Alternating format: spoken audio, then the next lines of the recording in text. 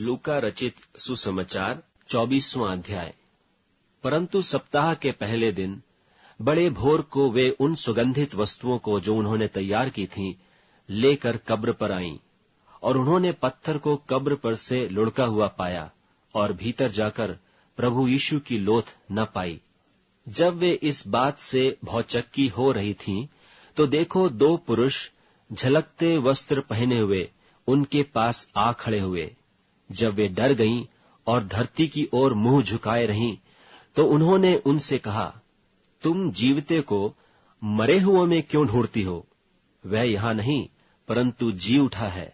स्मरण करो कि उसने गलील में रहते हुए तुमसे कहा था कि अवश्य है कि मनुष्य का पुत्र पापियों के हाथ में पकड़वाया जाए और क्रूस पर चढ़ाया जाए और तीसरे दिन जी उठे। तब उसकी बातें उनको स्मरण आईं, और कब्र से लौटकर उन्होंने उन 11 को और सबको ये सब बातें कह सुनाई। जिन्होंने प्रेरितों से ये बातें कहीं, वे मरियम मगदलीनी और यूहन्ना और याकूब की माता मरियम और उनके साथ की और स्त्रियां भी थीं। परंतु उनकी बातें उन्हें कहानी सी समझ पड़ी और उन्होंने उनकी प्रतीति न की। तब पतरस उठकर कब्र पर दौड़ गया और झुककर केवल कपड़े पड़े देखे, और जो हुआ था उससे अचंभा करता हुआ अपने घर चला गया। देखो, उसी दिन उनमें से 2 जन इम्माउस नाम एक गांव को जा रहे थे, जो यरूशलेम से कोई 7 मील की दूरी पर था, और वे इन सब बातों पर जो हुई थीं आपस में बातचीत करते जा रहे थे। और जब वे आपस में बातचीत और पूछपाछ कर रहे थे, तो यीशु आप पास आकर उनके साथ हो लिया। परंतु उनकी आंखें ऐसी बंद कर दी गई थीं कि उसे पहचान न सके। उसने उनसे पूछा, ये क्या बातें हैं जो तुम चलते चलते आपस में करते हो? वे उदास से खड़े रह गए। यह सुनकर उनमें से क्लियोपास नाम एक व्यक्ति ने कहा, क्या तू यरूशलेम में अकेला परदेशी है, जो नहीं जानता कि इन दिनों में उसमें क्या क्या हुआ है? उसने उनसे पूछा, कौन सी बातें? उन्होंने उससे कहा, यीशु नासरी के विषय में जो परमेश्वर और सब लोगों के निकट काम और वचन में सामर्थी भविष्यवक्ता था, और महायाजकों और हमारे सरदारों ने उसे पकड़वा दिया कि उस पर मृत्यु की आज्ञा दी जाए, और उसे क्रूस पर चढ़वाया। परंतु हमें आशा थी कि यही इस्राएल को छुटकारा देगा, और इन सब बातों के सिवाय इस घटना को हुए 3रा दिन है।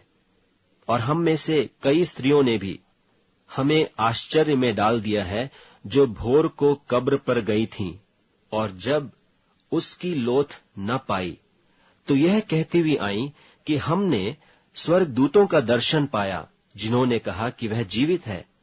तब हमारे साथियों में से कई एक कब्र पर गए, और जैसा स्त्रियों ने कहा था वैसा ही पाया, परंतु उसको न देखा।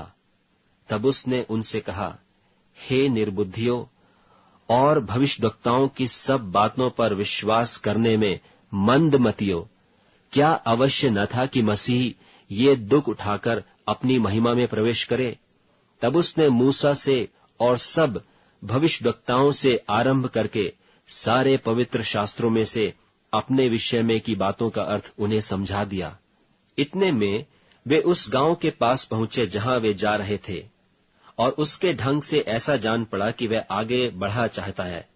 परंतु उन्होंने यह कहकर उसे रोका कि हमारे साथ रह, क्योंकि संध्या हो चली है और दिन अब बहुत ढल गया है।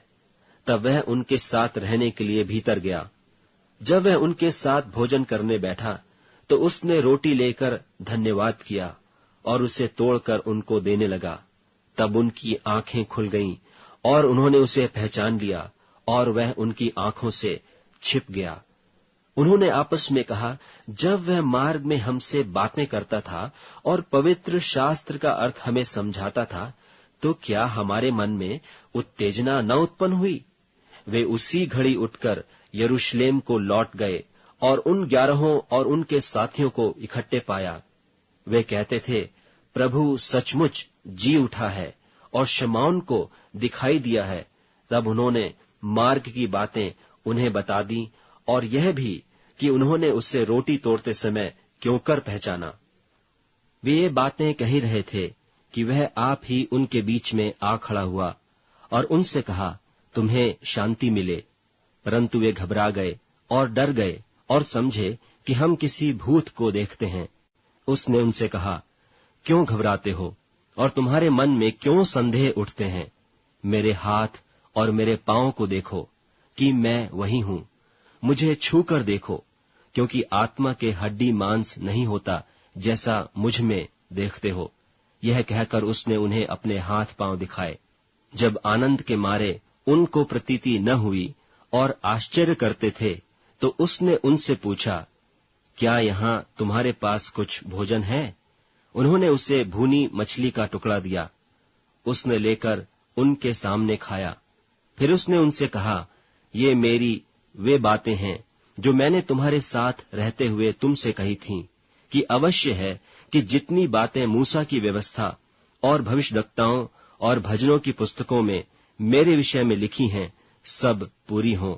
तब उसने पवित्र शास्त्र बूझने के लिए उनकी समझ खोल दी और उनसे कहा, यों लिखा है कि मसीह दुख उठाएगा और तीसरे दिन मरे हुओं में से जी उठेगा, और यरूशलेम से लेकर सब जातियों में मन फिराव का और पापों की क्षमा का प्रचार उसी के नाम से किया जाएगा। तुम इन सब बातों के गवाह हो। और देखो, जिसकी प्रतिज्ञा मेरे पिता ने की है, मैं उसको तुम पर उतारूंगा, और जब तक स्वर्ग से सामर्थ न पाओ, तब तक तुम इसी नगर में ठहरे रहो। तब वह उन्हें बैतनिय्याह तक बाहर ले गया और अपने हाथ उठाकर उन्हें आशीष दी, और उन्हें आशीष देते हुए वह उनसे अलग हो गया और स्वर्ग पर उठा लिया गया। और वे उसको दंडवत करके बड़े आनंद से यरूशलेम को लौट गए और लगातार मंदिर में उपस्थित होकर परमेश्वर की स्तुति किया करते थे।